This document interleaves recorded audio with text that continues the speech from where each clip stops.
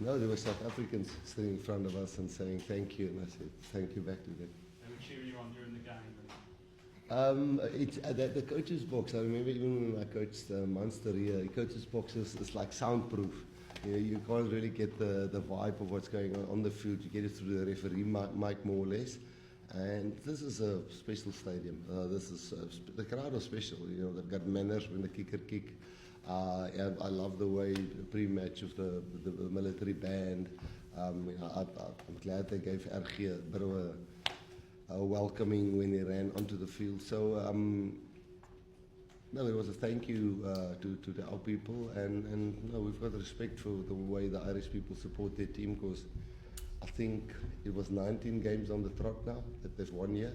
So it was for our guys. Thank you for the support. You know, the euro versus the rand is not too strong, and for our people still to come out here and you could still hear them. It was just a thank you.